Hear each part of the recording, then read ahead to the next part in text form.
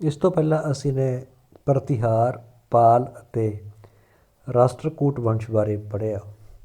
ਹੁਣ ਉੱਤਰੀ ਭਾਰਤ ਵਿੱਚ ਸਮਾਜ, ਧਰਮ ਅਤੇ ਆਰਥਿਕ ਵਿਵਸਥਾ। ਸਮਾਜ, ਸੁਸਾਇਟੀ। ਮੁੱਢਲੇ ਮੱਧਕਾਲ ਯੁੱਗ ਦੌਰਾਨ ਜਾਤੀ ਪ੍ਰਥਾ ਬਹੁਤ ਕਠੋਰ ਸੀ। ਮੁੱਢਲੇ ਮੱਧਕਾਲ ਦੇ ਦੌਰਾਨ ਜਿਹੜਾ ਮੁੱਢਲਾ ਮੱਧਕਾਲ ਆ 8ਵੀਂ ਤੋਂ 13ਵੀਂ ਸਦੀ ਤੱਕ ਦਾ ਸਮਾਂ, ਉਸ ਨੂੰ ਅਸੀਂ ਮੁੱਢਲਾ ਮੱਧਕਾਲ ਕਹਿੰਦੇ ਹਾਂ। ਤਾਂ ਉਸ ਸਮੇਂ ਜਾਤੀ ਪ੍ਰਥਾ ਬਹੁਤ ਕਠੋਰ ਸੀ। ਸਮਾਜ 4 ਜਾਤਾਂ, ਜਿਵੇਂ ਕਿ ਪਹਿਲਾਂ ਤੋਂ ਪੜ੍ਹਦੇ ਆ ਰਹੇ ਹਾਂ ਅਸੀਂ, ਬ੍ਰਾਹਮਣ, ਕਸ਼ੱਤਰੀ, ਵੈਸ਼ ਅਤੇ ਸ਼ੂਦਰ। ਅੱਗੇ ਹੋਰ ਕਈ ਉਪਜਾਤਾਂ ਬਣ ਗਈਆਂ ਸੀ। ਤਾਂ ਪਹਿਲਾਂ ਵਾਂਗੂ ਬ੍ਰਾਹਮਣਾਂ ਦਾ ਬਹੁਤ ਆਦਰ ਕੀਤਾ ਜਾਂਦਾ ਸੀ, ਕਿਉਂਕਿ ਉਹ ਧਾਰਮਿਕ ਰਸਮਾਂ ਨੂੰ ਪੂਰਾ ਕਰਦੇ ਸਨ। ਕਸ਼ੱਤਰੀ ਲੋਕ ਰਾਜਾ ਅਤੇ ਸਿਪਾਹੀ ਬਣਦੇ ਸਨ। ਜਿਹੜੇ ਕਸ਼ੱਤਰੀ ਲੋਕ ਸੀ ਕਿ ਉਹ ਰਾਜਾ ਜਾਂ ਸਿਪਾਹੀ ਅਤੇ ਯੁੱਧ ਵਿੱਚ ਭਾਗ ਲੈਂਦੇ ਸਨ। ਵੈਸ਼ ਵਪਾਰ ਕਰਦੇ ਸਨ। ਸਮਾਜ ਵਿੱਚ ਸ਼ੂਦਰਾਂ ਨਾਲ ਬਹੁਤ ਬੁਰਾ ਵਰਤਾਓ ਕੀਤਾ ਜਾਂਦਾ ਸੀ।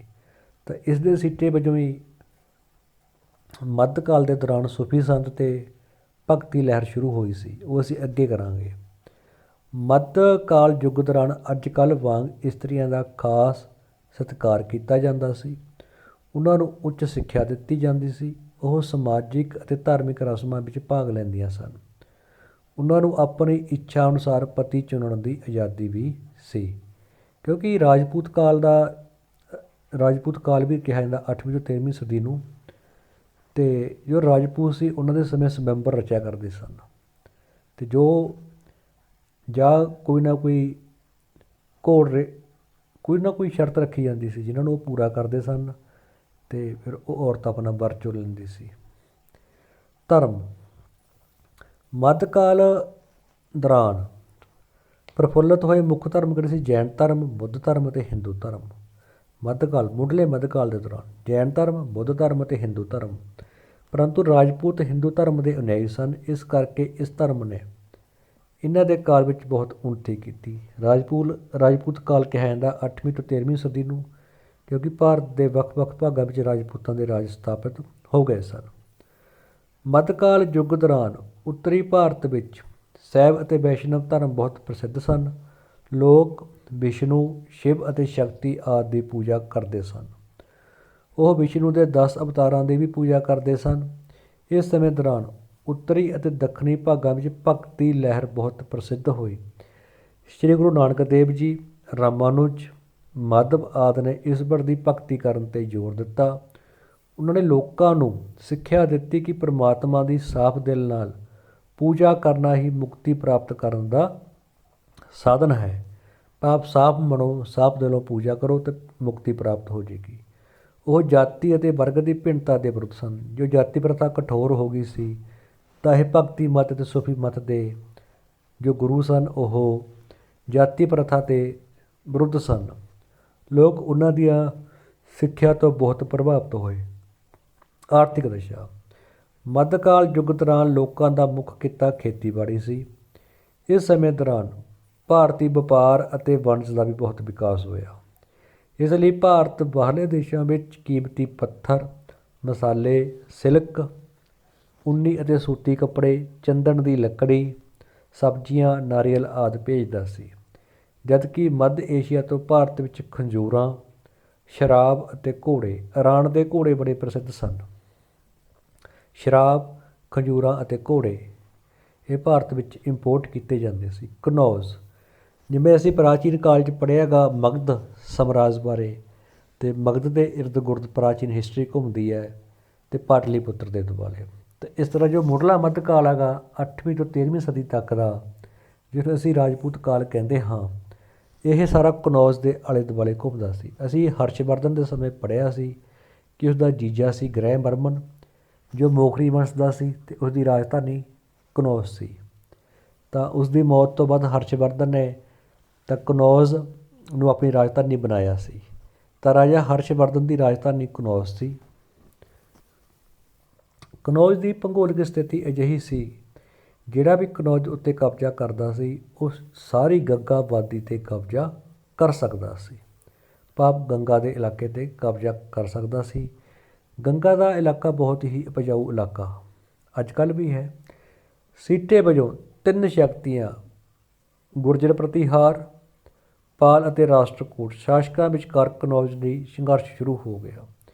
ਇਹ ਸੰਘਰਸ਼ ਲਗਭਗ 200 ਸਾਲਾਂ ਤੱਕ ਹੁੰਦਾ ਰਿਹਾ। ਕਦੇ ਪਾਲ ਕਬਜ਼ਾ ਕਰ ਲੈਂਦੇ, ਕਦੇ ਪ੍ਰਤੀਹਾਰ ਅਤੇ ਕਦੇ ਰਾਸ਼ਟਰਕੂਟ।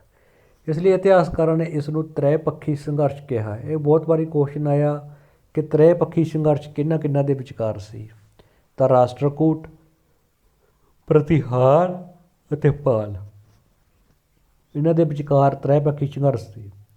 ਕਨੌਜ ਲਈ ਇਸ ਸੰਘਰਸ਼ ਨੇ ਤਿੰਨਾਂ ਵੰਸ਼ਾਂ ਨੂੰ ਆਰਥਿਕ ਪੱਖੋਂ ਕਮਜ਼ੋਰ, ਕਿਉਂਕਿ ਜ਼ਿਆਦਾਤਰ ਇਹਨਾਂ ਦਾ ਧਿਆਨ ਆਪਣੀ ਸੈਨਾ ਇਕੱਠੀ ਕਰਨ 'ਤੇ ਲਾ ਦਿੱਤਾ, ਤਾਂ ਜ਼ਿਆਦਾ ਪੈਸਾ ਖਰਚ ਹੋਇਆ ਅਤੇ ਇਹਨਾਂ ਦੀ ਆਰਥਿਕ ਹਾਲਤ ਬਹੁਤ ਜ਼ਿਆਦਾ ਕਮਜ਼ੋਰ ਹੋ ਗਈ ਸੀ।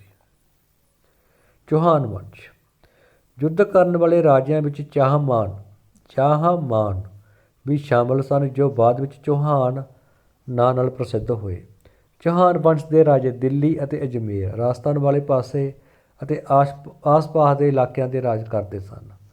ਉਹਨਾਂ ਨੇ ਪੱਛਮ ਅਤੇ ਪੂਰਬ ਦਿਸ਼ਾ ਵੱਲ ਆਪਣੇ ਰਾਜ ਦਾ ਵਿਸਤਾਰ ਕੀਤਾ। ਇਸ ਲਈ ਉਹਨਾਂ ਨੂੰ ਗੁਜਰਾਤ ਦੇ ਚਲੁਕਿਆਂ ਨਾਲ ਯੁੱਧ ਕੀਤਾ। ਜੋ ਚਾਲੁਕਿਆ ਸੀ ਗੁਜਰਾਤ ਦੇ, ਉਹਨਾਂ ਨਾਲ ਯੁੱਧ ਕੀਤਾ। ਪ੍ਰਿਥਵੀ ਰਾਜ ਚੌਹਾਨ, ਇਹ ਅਸੀਂ ਬੜਾ ਸੁਣਿਆ। ਪ੍ਰਿਥਵੀ ਰਾਜ ਚੌਹਾਨ ਇਸ ਵੰਸ਼ ਦਾ ਸ਼ਕਤੀਸ਼ਾਲੀ ਸ਼ਾਸਕ ਸੀ। ਉਸਨੇ 1179 ਤੋਂ ਲੈ ਕੇ 1192, ਇਹ ਯਾਦ ਰੱਖਣਾ ਪਊਗਾ ਵੀ ਪ੍ਰਿਥਵੀ ਰਾਜ ਚੌਹਾਨ ਕਿਹੜੇ ਵੰਸ਼ ਦਾ ਸੀ, ਚਾਹਮਾਨ ਵੰਸ਼ ਦਾ, ਅਤੇ ਰਾਜ ਕੀਤਾ ਉਸਨੇ 1179 ਤੋਂ ਲੈ ਕੇ 1192 ਤੱਕ। ਉਸਨੇ ਮੁਹੰਮਦ ਗੌਰੀ ਨੂੰ 1191 ਈਸਵੀ ਵਿੱਚ first battle of Tarain the first battle ਵਿੱਚ ਹਰਾਇਆ ਸੀ, ਪਰੰਤੂ ਉਹ 1192 ਈਸਵੀ ਵਿੱਚ ਤਰਾਇਨ ਦੀ ਦੂਜੀ ਲੜਾਈ ਵਿੱਚ ਮੁਹੰਮਦ ਗੌਰੀ ਕੋਲੋਂ ਹਾਰ ਜਾਣ ਪਿੱਛੋਂ ਮਾਰਿਆ ਗਿਆ ਸੀ। ਇਹ ਕੁਐਸਚਨ ਬੜੇ ਵਾਰੀ ਆਇਆ ਵੀ ਲੜਾਈਆਂ ਕਿੰਨੀਆਂ ਹੋਈਆਂ ਤਰਾਇਨ ਦੀਆਂ, 2, 1191 ਵਿੱਚ ਅਤੇ 1192 ਵਿੱਚ। ਫਿਰ ਕੁਐਸਚਨਾਂ ਦਾ ਜੇਤੂ ਕੌਣ ਰਿਹਾ ਅਤੇ ਜਾਂ ਕਿਹਨਾਂ ਵਿਚਕਾਰ ਹੋਈਆਂ, ਤਾਂ ਪ੍ਰਿਥਵੀ ਰਾਜ ਚੌਹਾਨ ਅਤੇ ਮੁਹੰਮਦ ਗੌਰੀ ਦੇ ਵਿਚਕਾਰ। ਅਤੇ ਕੌਣ ਜੇਤੂ ਰਿਹਾ, ਜਿਹੜੀ 1191 ਨੂੰ ਪਹਿਲੀ ਹੋਈ ਉਹ 'ਚ ਪ੍ਰਿਥਵੀ ਰਾਜ ਚੌਹਾਨ, ਅਤੇ ਜਿਹੜੀ 1192 ਨੂੰ ਦੂਜੀ ਹੋਈ ਇਸ ਦੇ ਵਿੱਚ ਮੁਹੰਮਦ ਗੌਰੀ ਅਤੇ ਪ੍ਰਿਥਵੀ ਰਾਜ ਚੌਹਾਨ ਮਾਰਿਆ ਗਿਆ। ਰਾਜਪੂਤ। ਰਾਜਾ ਹਰਸ਼ਵਰਧਨ ਦੀ ਮੌਤ ਪਿੱਛੋਂ ਦੇਸ਼ ਬਹੁਤ ਸਾਰੇ ਵੱਡੇ ਅਤੇ ਛੋਟੇ ਰਾਜਾਂ ਵਿੱਚ ਵੰਡਿਆ ਗਿਆ। ਇਹਨਾਂ ਵਿੱਚੋਂ ਬਹੁਤ ਸਾਰੇ ਰਾਜਾਂ 'ਤੇ ਰਾਜਪੂਤਾਂ ਦਾ ਰਾਜ ਸੀ। ਉਹ ਆਪਸ ਵਿੱਚ ਲੜਦੇ ਰਹਿੰਦੇ ਸਨ। ਇਸ ਕਰਕੇ ਬਹੁ ਗਿਣਤੀ ਵਿੱਚ ਰਾਜ ਹੋਂਦ ਵਿੱਚ ਆਏ, ਖਤਮ ਹੋਏ ਅਤੇ ਦੁਬਾਰਾ ਸਥਾਪਿਤ ਹੋਏ। 8ਵੀਂ ਸਦੀ ਅਤੇ 13ਵੀਂ ਸਦੀ ਵਿਚਕਾਰ ਭਾਰਤ ਵਿੱਚ ਬਹੁਤ ਸਾਰੇ ਰਾਜਪੂਤ ਰਾਜ ਸਥਾਪਿਤ ਹੋਏ। ਇਸੇ ਕਰਕੇ ਇਸ ਕਾਲ ਨੂੰ ਰਾਜਪੂਤ ਕਾਲ ਕਿਹਾ ਜਾਂਦਾ ਹੈ। ਠੀਕ ਹੈ ਜੀ। ਅੱਗੇ ਆ ਗਿਆ ਮਹਿਮੂਦ ਗਜ਼ਨਵੀ। ਮੱਧਕਾਲ ਯੁੱਗ ਵਿੱਚ ਮਹਿਮੂਦ ਗਜ਼ਨਵੀ ਗਜ਼ਨੀ ਰਾਜ ਦਾ ਸ਼ਾਸਕ ਸੀ, ਜੋ ਕਿ ਅਫਗਾਨਿਸਤਾਨ ਵਿੱਚ, ਜੋ ਗਜ਼ਨੀ ਰਾਜ ਹੈ ਉਹ ਅਫਗਾਨਿਸਤਾਨ ਵਿੱਚ ਹੈ। ਉਹ ਗਜ਼ਨੀ ਰਾਜ ਨੂੰ ਉਸ ਖੇਤਰ ਦਾ ਸ਼ਕਤੀਸ਼ਾਲੀ ਰਾਜ ਬਣਾਉਣਾ ਚਾਹੁੰਦਾ ਸੀ। ਇਸ ਲਈ ਉਸਨੇ ਇੱਕ ਵੱਡੀ ਫੌਜ ਤਿਆਰ ਕਰਨ ਲਈ ਕਾਫੀ ਧਨ ਦੀ ਜ਼ਰੂਰਤ ਸੀ, ਉਸਨੂੰ ਕਾਫੀ ਪੈਸੇ ਦੀ ਲੋੜ ਸੀ। ਇਸ ਕਰਕੇ ਉਸਨੇ ਧਨ ਇਕੱਠਾ ਕਰਨ ਲਈ ਭਾਰਤ 'ਤੇ 1001 ਤੋਂ ਲੈ ਕੇ 1001 ਤੋਂ ਲੈ ਕੇ 1025 ਈਸਵੀ ਤੱਕ 17 ਵਾਰ ਹਮਲੇ ਕੀਤੇ। ਦੇਖੋ, ਸਭ ਤੋਂ ਪਹਿਲੀ ਗੱਲ, ਜਿਹੜਾ ਮਹਿਮੂਦ ਗਜ਼ਨਵੀ ਸੀ, ਕਿੱਥੋਂ ਦਾ ਸੀ? ਗਜ਼ਨੀ ਰਾਜ ਦਾ ਸ਼ਾਸਕ, ਜੋ ਕਿ ਅਫਗਾਨਿਸਤਾਨ ਵਿੱਚ ਹੈ। ਹਮਲੇ ਕਿਉਂ ਕੀਤੇ ਸਨ? ਆਪਣਾ ਰਾਜ ਸਥਾਪਿਤ ਕਰਨ ਵਾਸਤੇ ਨਹੀਂ, ਆਪਣਾ ਰਾਜ ਸਥਾਪਿਤ ਕਰਨ ਵਾਸਤੇ ਨਹੀਂ, ਸਗੋਂ ਭਾਰਤ ਤੋਂ ਧਨ ਦੌਲਤ ਜਿੱਤਣ ਵਾਸਤੇ, ਤਾਂ ਜੋ ਉਹ ਆਪਣੇ ਗਜ਼ਨੀ ਦਾ ਜੋ ਸ਼ਾਸਕ ਸੀ, ਆਪਣੇ ਗਜ਼ਨੀ ਦੇ ਖੇਤਰ ਨੂੰ ਜ਼ਿਆਦਾ ਮਜ਼ਬੂਤ ਕਰ ਸਕੇ। ਤਾਂ ਉਸਨੇ 1001 ਤੋਂ ਲੈ ਕੇ 1025 ਤੱਕ 17 ਵਾਰ ਹਮਲੇ ਕੀਤੇ ਸਨ। ਇਹ ਵੀ ਕੁਐਸਚਨ ਬੜੀ ਵਾਰੀ ਆ ਜਾਂਦਾ ਵੀ ਕਿੰਨੇ ਹਮਲੇ ਕੀਤੇ ਸਨ? 17 ਵਾਰ। ਕਿੰਨੀ ਵਾਰੀ? 17 ਵਾਰ ਹਮਲੇ ਕੀਤੇ ਸਨ। ਮਹਿਮੂਦ ਗਜ਼ਨਵੀ ਨੇ ਭਾਰਤ ਉੱਤੇ 17 ਵਾਰ ਹਮਲੇ ਕੀਤੇ। ਹਾਂਜੀ, ਜੇ ਕਈ ਵਾਰ ਭੁੱਲ ਜਾਓ ਤਾਂ ਦੇਖੋ ਮਹਿਮੂਦ ਗਜ਼ਨਵੀ ਜੀ, ਜੇਕਰ ਅਸੀਂ ਜੀ ਤੋਂ MA ਬਣਾ ਲਈਏ ਤਾਂ ਇਹ ਕਿੰਨਾ ਬਣ ਗਿਆ? 7। ਠੀਕ ਹੈ ਜੀ। ਤਾਂ ਇੱਕ ਅਸੀਂ ਅੱਗੇ ਲਾ ਦਾਂਗੇ ਤਾਂ 17। ਥੋੜ੍ਹਾ ਜਿਹਾ ਜੋੜ ਕੇ ਜੇ ਬੰਦਾ ਭੁੱਲ ਜੇ ਤਾਂ ਗਜ਼ਨਵੀ ਦੀ ਜੀ ਤੋਂ ਇਹਦਾ 7 ਬਣ ਗਿਆ, ਤਾਂ ਪਿਛਲਾ ਅੱਖਰ 7 ਹੋਊ, ਤਾਂ 17 ਹਮਲੇ ਕੀਤੇ ਸਨ। ਪ੍ਰਮੁੱਖ ਹਮਲੇ, ਸਭ ਤੋਂ ਪਹਿਲਾ ਹਮਲਾ ਜੈਪਾਲ 'ਤੇ ਕੀਤਾ ਸੀ 1001 ਵਿੱਚ। 1001 ਵਿੱਚ ਮਹਿਮੂਦ ਗਜ਼ਨਵੀ ਨੇ ਪੰਜਾਬ ਦੇ ਹਿੰਦੂ ਸ਼ਾਹੀ ਰਾਜ ਦੇ ਸ਼ਾਸਕ ਜੈਪਾਲ 'ਤੇ ਹਮਲਾ ਕੀਤਾ ਸੀ। 1001 ਵਿੱਚ ਸਭ ਤੋਂ ਪਹਿਲਾ ਹਮਲਾ ਜੈਪਾਲ 'ਤੇ। ਫਿਰ ਆਨੰਦਪਾਲ 'ਤੇ ਹਮਲਾ 1008, 7 ਸਾਲਾਂ ਬਾਅਦ। ਆਨੰਦਪਾਲ ਨੇ ਉਜੈਨ, ਗਵਾਲੀਅਰ ਅਤੇ ਕਲਿਜ਼ਾਰ, ਦਿੱਲੀ ਅਤੇ ਅਜਮੇਰ ਦੇ ਹਿੰਦੂ ਸ਼ਾਸਕਾਂ ਨੂੰ ਇਕੱਠਾ ਕਰ ਲਿਆ। ਮਹਿਮੂਦ ਗਜ਼ਨਵੀ ਨੇ ਉਹਨਾਂ 'ਤੇ ਪਿਸ਼ਾਵਰ ਦੇ ਨੇੜੇ 1008 ਵਿੱਚ ਹਮਲਾ ਕੀਤਾ। ਤਾਂ ਜੈਪਾਲ ਦਾ ਪੁੱਤਰ ਸੀ ਆਨੰਦਪਾਲ, ਉਹ ਵੀ 1008 ਵਿੱਚ ਹਾਰ ਗਿਆ, ਪਿਸ਼ਾਵਰ ਦੇ ਨੇੜੇ ਹਾਰ ਗਿਆ।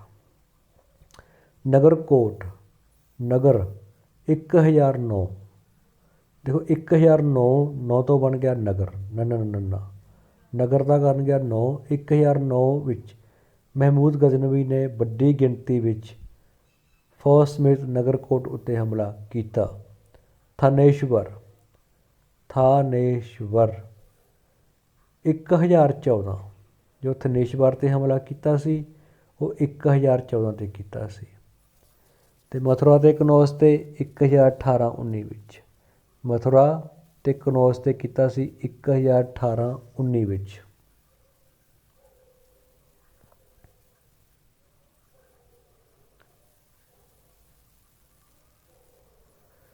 ਕਲਿੰਜ਼ਾਰ ਦਾ ਸ਼ਾਸਕ ਦੀ ਵਿਦਿਆਧਰ।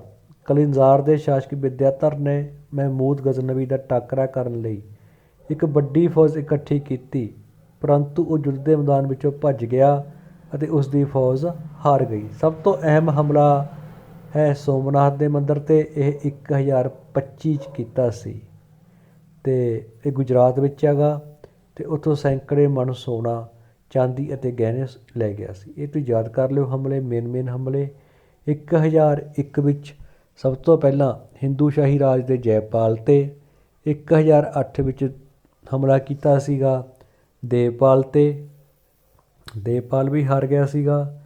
ਫਿਰ 1009, 9 ਤੋਂ ਨਗਰਕੋਟ ਦੇ ਮੰਦਰਾਂ 'ਤੇ ਕੀਤਾ ਸੀ 1009 'ਤੇ। ਫਿਰ 1014 ਥਾਨੇਸ਼ਵਰ 'ਤੇ ਹਮਲਾ ਕੀਤਾ ਸੀ, ਅਤੇ 1018-19 ਵਿੱਚ ਮਥੁਰਾ ਅਤੇ ਕਨੌਜ 'ਤੇ ਹਮਲਾ ਕੀਤਾ ਸੀ। ਅਤੇ ਕਲਿੰਜ਼ਾਰ 'ਤੇ 1021 ਵਿੱਚ ਰਾਜਾ ਕੌਣ ਸੀ ਕਲਿੰਜ਼ਾਰ ਦਾ? ਵਿਦਿਆਧਰ, ਪਰ ਉਹ ਦੌੜ ਗਿਆ ਸੀ ਮੈਦਾਨ ਵਿੱਚੋਂ। 1021 ਵਿੱਚ ਕਲਿੰਜ਼ਾਰ 'ਤੇ ਅਤੇ 1025 ਵਿੱਚ ਸੋਮਨਾਥ ਦੇ ਮੰਦਰ 'ਤੇ। ਇਹ ਅਸੀਂ ਕੀਤਾ ਗਾ ਮਹਿਮੂਦ ਗਜ਼ਨਵੀ ਬਾਰੇ। ਇਸ ਤੋਂ ਅੱਗੇ ਸਾਡਾ ਆ ਗਿਆ ਮੁਹੰਮਦ ਗੌਰੀ।